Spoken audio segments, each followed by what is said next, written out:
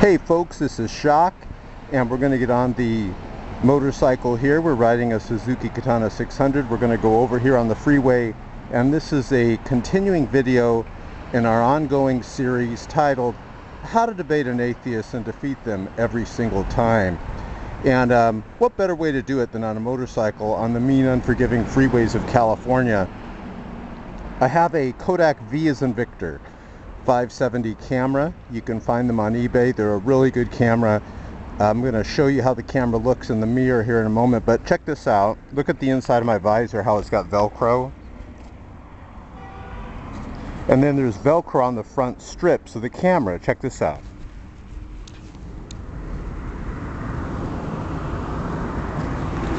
So then I put the camera right in front of my mouth inside the camera to shield it from wind noise. And plus I'm hands-free. So now we're going to get on the motorcycle. We're going to start it up. And let's get on the freeway, and I'm going to go through some things with you today. I think you're really going to enjoy this. I even have Velcro for the tag because that key tag flies around a lot.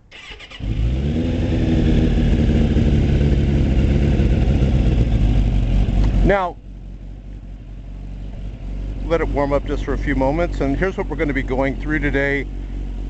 I'm going to be showing you some things that you could bring up in debate with your sweet, cuddly, huggable atheist friends. Bless their sweet little primate hearts. We're going to talk about evolution. I'm going to show you how evolution actually proves that atheism is not true. We're going to talk about some of the things in evolution that haven't been proven. So when an atheist brings up evolution, they're really just like a neutered dog. It doesn't give them any power for their atheism. I'm going to talk to you about that. We're going to talk to you about a bunch of other things, the teleological argument, the argument from objective moral values. We're going to talk to you about why do atheists always bash God, but they never bash Satan? We're going to talk to you about a lot of things, some funny things.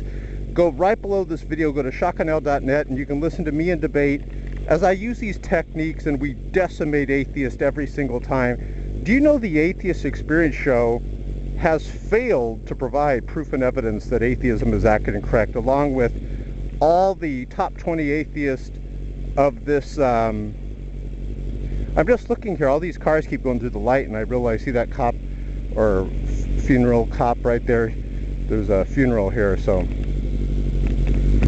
let's get ready. Let's give the D&D exhaust from our good friends at Fort Worth, Texas, a few revs.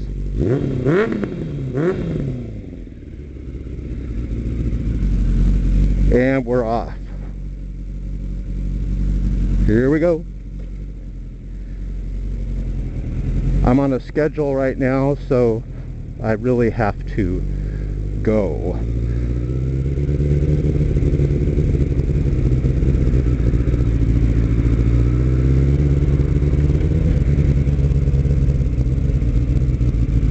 Yeah, see, it's really like a giant funeral, but no one has the funeral stickers. You know how they usually have it on the windshield? You know, I wonder what people are going to say at Richard Dawkins' funeral. I mean, you can't really say anything. I mean, can I tell you what I would say at Richard Dawkins' funeral? I would go up to the mic and I would tap it. Is this on? And then you'd hear the feedback. And everyone would be listening. You could hear a pin drop, and I would actually take the mic out of the microphone and I'd walk up to the edge of the little podium there, and I would say, you know, guys, let's be honest. This Richard Dawkins guy was a complete nut. Hold on a second. Let's hope this guy doesn't go. All right, he didn't go. And then I would say, why would we want to go to hell like he did? Now, I got to tell you something that Richard Dawkins is afraid of. He admitted it. You know who Francis Collins is? Look up Francis Collins. And he's a brilliant individual. And Francis Collins is very much into science. And Francis Collins spilled the beans on a conversation that Richard Dawkins and him had. And here's what Francis Collins said Richard Dawkins confided in him. And you can look this up. It's been verified. It's also all over the internet. Francis Collins and Richard Dawkins admits it's true. Richard Dawkins said, and I'm going to go through something he's worried about here. It's on my list here. Richard Dawkins said the most troubling argument against atheism for him is the teleological argument. He said that it is very troubling for his agnosticism, because you know Richard Dawkins has renounced atheism, and he now says that yes, God can exist, and he's no longer an atheist. He said he's an agnostic, which is saying that he's saying, well, I don't know either way. Now, he used to say he was an atheist, but ever since he got spanked in debate by John Lennox, Richard Dawkins is now front sliding. He's not, let's pick up speed, he's not backsliding, he's front sliding to theism. And maybe this is why atheism is now declining worldwide as a whole. You got Christopher Hitchens, unfortunately, who's most likely in hell right now. He's dead. You got Richard Dawkins leaving atheism and now saying God can exist, and he's chosen the wimpy way of agnosticism.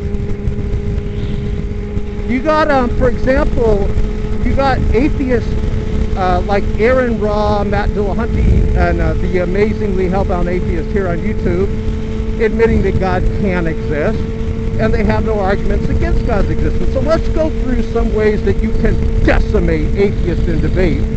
Let's talk about evolution. Now, if you're a Christian, you should be very pleased if an atheist brings up evolution in a debate where they're trying to prove that atheism is true and God doesn't exist, because you've just won that debate. Evolution doesn't claim that God doesn't exist. And most of evolution has not been proven. So let's go through it. When we say, hold on, this guy in the truck, semi-truck is going. When we say evolution, evolution is an accordion word. You know what accordion is? Those musical instruments where you can, you know, expand and compress and expand and compress, you know. Evolution is an accordion word, and it can mean a lot of things. Many of the things, even the evolutionists will admit, have not been proven yet. So let's go through how evolution actually proves that God exists and atheism is not true. And so I love when atheists, bless their sweet little primate hearts, bring up evolution. You should love it. You got these dodo birds, these complete imbeciles on YouTube like Thunderfoot and Aaron Raw, who are going around talking all about evolution, and that's fine. But evolution doesn't prove that God doesn't exist. It doesn't prove that atheism is true. Even if all of evolution were true, which it's not, I'm going to go through the parts that are not true and the parts that are. And the parts that are true are really just creation, as you'll see. But even if evolution were all true, it doesn't prove that atheism is true. It doesn't prove that God doesn't exist. If evolution were true, which it's not, but let's just say that it were true, hypothetically, nothing follows from that. We all know people that call themselves theistic evolutionists. So nothing really follows whether or not evolution is true or not. Now, evolution is not true. Only the creation parts of evolution, which they really should just call creation, are true. So let's go through it, okay? We're going to talk about 3 parts of evolution, only one of which is true, and that's the creation part of it. They just call it evolution. It's really creation. Number 1,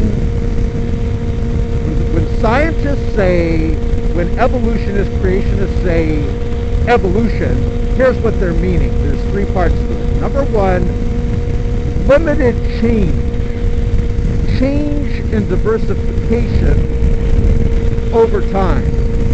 Every single person that's listening to me, if you're young Earth, old Earth creationist, if you're the most brainwashed, Kool-Aid drinking, spaghetti monster worshipping atheist, everyone, 100% of the people listening to this agree that we have change and diversification in limits. We agree with that there's limits to it. We have different types of horses, but they're all horses. You see, this is diversification, change. We have change over time, limited change over time, but nevertheless change. So people agree with that. Has that been proven? Yes. But all that is God's creation. Even Scripture says that God has created them after their own kind. Let's go to number 2 on the list, which has not been proven. Evolutionary history, the tree of life, Darwin's tree of life, which is an artistic rendition. It's not based on fossil evidence. There's no fossil evidence that proves that Darwin's tree of life is true. It's just conjecture. It's an idea in someone's mind. That these species branch off and they evolve over time from different lineages and stuff. That has not been proven. Darwin's tree of life is not proven by the fossil record. There's no evidence for it. It's conjecture.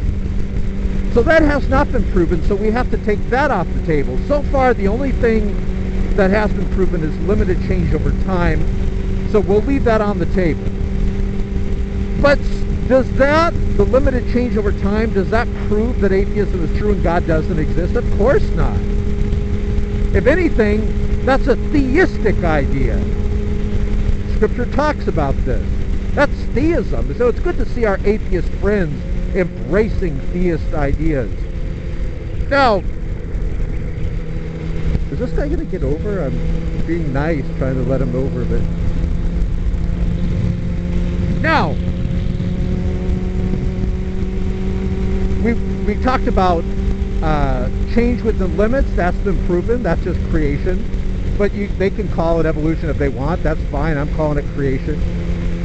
Number 2, evolutionary history. By the way, don't try this at home, kids. Don't try to take a corner with one hand on the... Hey, look at that guy on that Harley. Let's see if we can catch up. Number 2 is... that has not been proven is the evolutionary history. How these species... Hold on, I hope this guy doesn't get funny. How these species branch off from one another. That hasn't been proven. Darwin's tree of life is what we're talking about. That hasn't been proven. So, I'm coming up on the 6th of the Harley dude. So that hasn't been proven either. And number 3, which hasn't been proven, even Dawkins admits they can't figure it out, is the mechanisms for this change. I'm going to ask this guy, why are your handlebars so high? Man, that guy's got some high handlebars. The mechanism, peace, bro. You give me the peace sign. The mechanisms for the change. You atheists would like those handlebars. You know why? They're called ape hangers. Oh, you atheists, you give us so much opportunity for comedy. So the mechanisms for change have not been proven. Another thing, by the way, let me throw this in there that has been proven, and the scientists can't figure out a naturalistic way that it has been proven, is the a naturalistic way that it came about, I should say, is the origin of life. Oh, the guy's going the same way I'm going. They asked Richard Dawkins, well, how did all this life come about? And he said, I don't know. I'm a stupid agnostic. Why would you ask me difficult questions like that? Don't you know that I'm an agnostic based on blind faith and my presuppositional view of naturalism? Now let me get back to worshipping the spaghetti monster. Oh, the guy pulled that guy over there. Alright, I want this Harley guy to start going fast and around the corners, and we'll follow him. So, also the origin of life, the scientists cannot prove that it was a naturalistic origin. And this guy in the Harley's going too slow. Let's give him, see if we can hide him on here.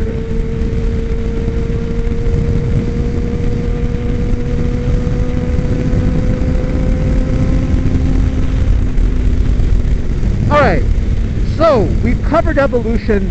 Is evolution compatible with God's existence? Of course it is.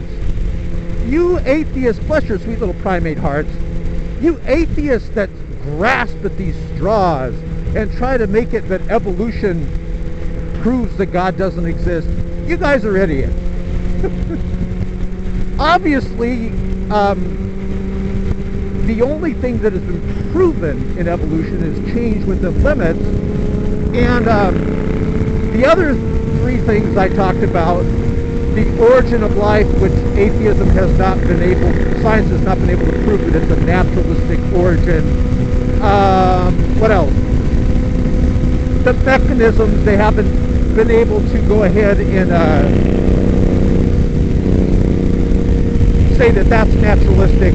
And then, what else do we got besides? Oh, and then Darwin's tree of life has not been proven. That hasn't been proven either.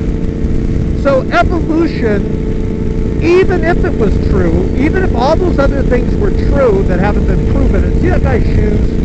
I've been thinking of getting something like that. Because mine, I got laces on them. I think his are buckled. You don't want laces with a...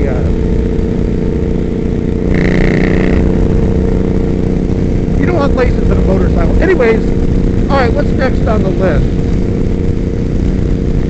So by the way, let's go to Richard Dawkins' fear. Richard Dawkins admits that the teleological argument is very difficult to overcome as an atheist. The teleological argument is something that shocked scientists. Scientists discovered that this universe that we live in had to be fine-tuned for the existence of life. There's about 40 life-permitting constants. And if imagine it like this. You have these constants which are, for example, let's say the rate of the expansion of the universe. You have constants like the weak force. You have constants, the nuclear force. You have constants like that help fine-tune and create the stars when God created them. And you know, without stars, planets could not exist. So there's not just one or two of these fine-tuned constants. In other words, these life-permitting constants, if they weren't there, we wouldn't be here. We're literally living on a razor's edge. It's like this. Imagine that God is sitting at a computer and there's like 40 of these dials in front of him. And these dials adjust the fine-tuning of the universe and its mathematical equations. And this dude here on the left and I, we sneak in there when God leaves the room, and we turn one of the dials, just one of them, just a hair's breadth. We could destroy life.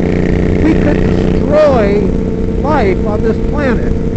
That's how fine-tuned this universe is when God created it for our survival here.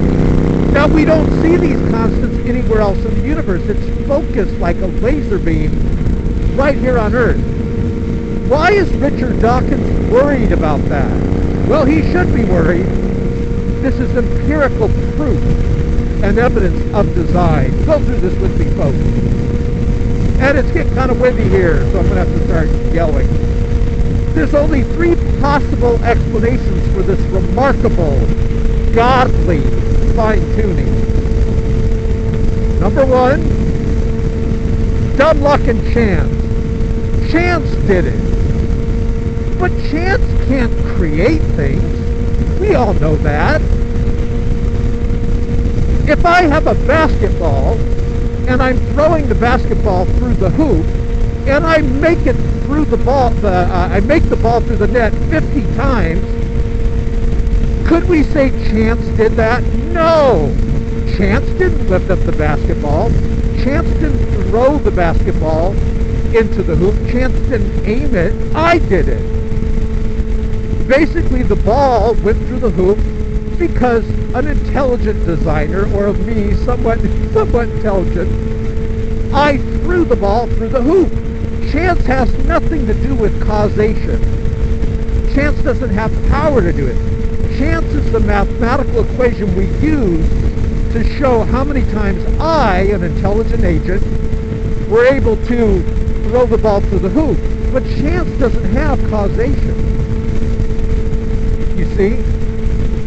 So it can't be due to dumb luck and chance. The atheist, and there's an awesome looking Porsche here we're coming up with. The atheist would have to convince the rational world, and this is why Dawkins is afraid of this, because he's afraid that the rational world just doesn't believe in his irrationality. Dawkins is a nut. Dawkins would have to convince us that not one of these life-permitting constants was fine-tuned by dumb luck and chance. Not 10, not 20, but over 30 of these life-permitting constants were fine-tuned by dumb luck and chance, and we know that that is just not plausible. We have to take dumb luck and chance off the table. Chance doesn't have causation. Well, what if there was something in natural law that caused the life-permitting constants to be that way? Well, scientists have looked and looked, and they can find nothing. There is no physical reason for these constants to be this way.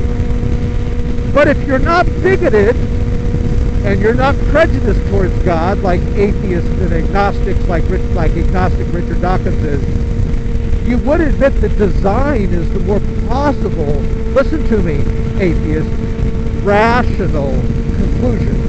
But if you're a bigot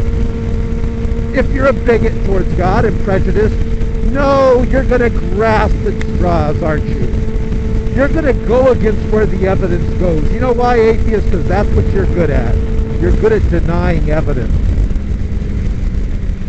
So the teleological argument is detrimental to atheists. It destroys their atheism.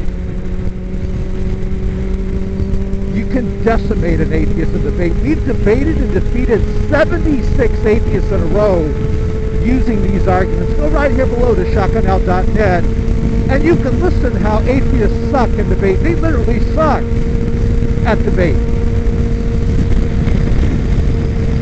All right, let's go through another argument that I use.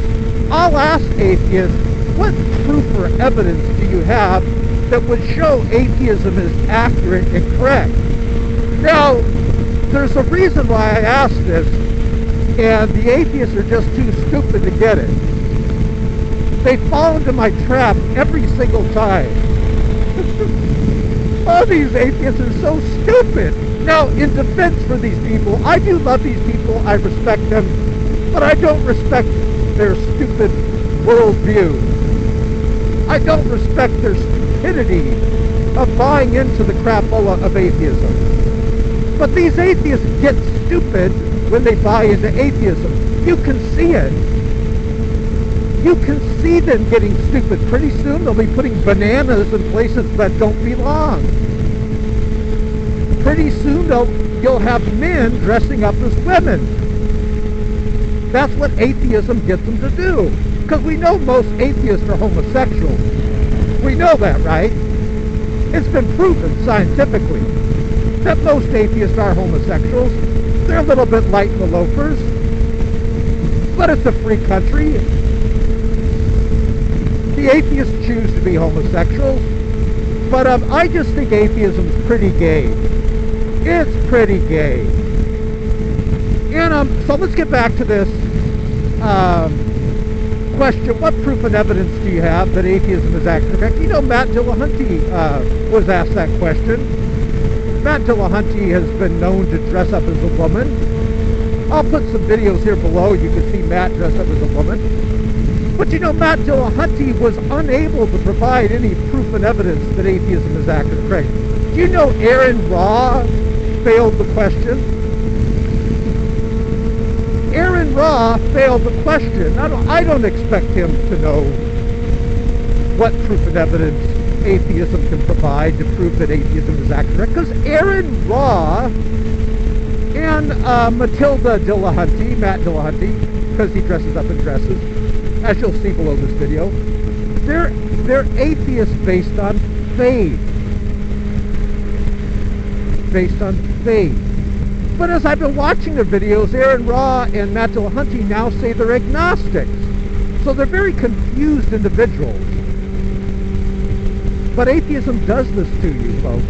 But we asked Aaron Raw, Matt Dillahunty, Zom Gets Chris, the amazing atheist, or I call him the amazingly hellbound atheist, Cult of Dusty. Every single atheist on YouTube, like the top 50 of them, we've asked them, what proof and evidence can you give that proves atheism is actually correct?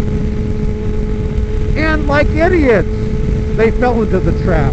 You want to hear how they answered it? They said atheism is the lack of belief in God. Now, this just shows you how stupid atheists are. That's the worst thing you can say. Because what you just said is that your atheism is faith-based. You don't have any arguments against God's existence. It's just a faith-based worldview that you have. It's faiththeism. Let me give you an example. Suppose a Muslim said they lack belief in atheism. Therefore, Islam is true. But that's what atheists are saying. It doesn't make sense. I would never use the argument that I lack belief in something, therefore something is true. What is it, Porsche Day today?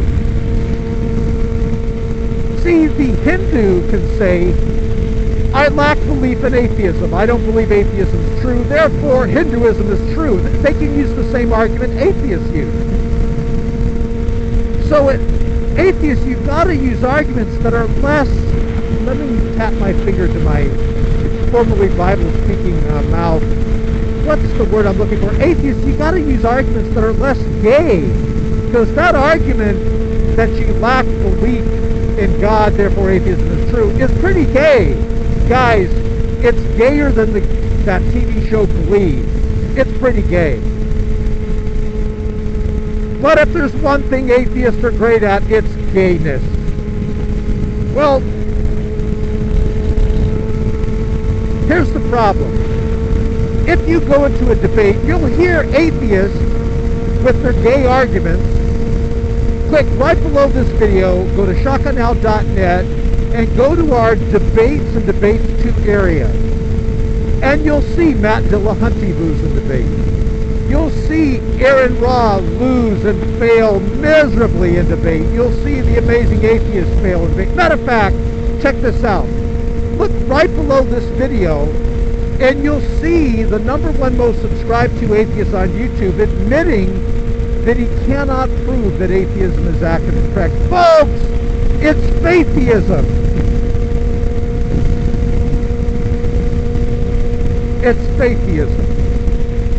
Why can't atheists prove that atheism is accurate and correct? Because it's not accurate and correct. So I want to challenge the atheist out there. Give me some arguments showing some proof and evidence that atheism is true. Because for 2 years, atheists, I've been asking you this, and you guys have failed miserably. But we shouldn't be surprised. To be an atheist, you've got to be a failure in life. Atheism is failure. Oh, that reminds me. Hold on, That reminds me, I got to tell you something. Here's a huge nuclear bomb that you can drop on atheism in debate. Ask an atheist if they believe that the universe is going to die eventually. And they're going to say, yeah. Well, what that means then is that all humanity is going to die. And everything that atheists said they were doing for the good of humanity was in vain, wasn't it? Because in the end, on the atheist worldview, not the Christian worldview, but on the atheist worldview, everyone dies. Humanity dies. That's the end result of atheism. Listen, not on my worldview, on the atheist worldview. That's pretty sad, folks. What that means is when these atheists say all this crap about, well, we're trying to help humanity and we're trying to do this and that and we're going to help the world. You know how the atheists try to act like they're a bunch of do-gooders. Well, when an atheist says they're going to help humanity and all that, all you got to do is say, no, you're not. Because on your worldview, your atheism ends in death. Stinking, rotting, pathetic, purposeless death. See, think about it. If an atheist says, look, I'm building this house, and I'm building this house because we're going to help humanity and everything, but you know that in the end the house is going to collapse on everybody and kill them, why would you build that house? Why would you even take the time to promote your worldview of atheism? Atheists are like Nazis walking goose step to death. Now, on the Christian worldview, we believe that God does step in and save humanity. We believe Jesus Christ returns and takes back what is his. We believe in eternal life. Jesus said, I go to prepare a place for you. I wouldn't tell you if it wasn't true. He talked about eternal life. He said that you're going to have life. He came to bring us life and life more abundantly. So on the Christian worldview, look at my right hand. On the Christian worldview, it ends in life. But on the atheist worldview, and this is what they admit themselves, this is their argument, not mine. On the Christian worldview, it ends in the Christian worldview, it ends in life. On the atheist worldview, it ends in death. So I think that these atheists are really taking their march to death too seriously. You guys are all marching to death on your argument. Just don't bother us with it. Be a sweet little atheist Nazi. Keep goose-stepping on your way to death. But as for this ex-atheist Christian, I'm choosing life. God bless you guys. Thanks for watching. And remember, don't be an atheist. Don't be stupid. Be a Christian. Be wise.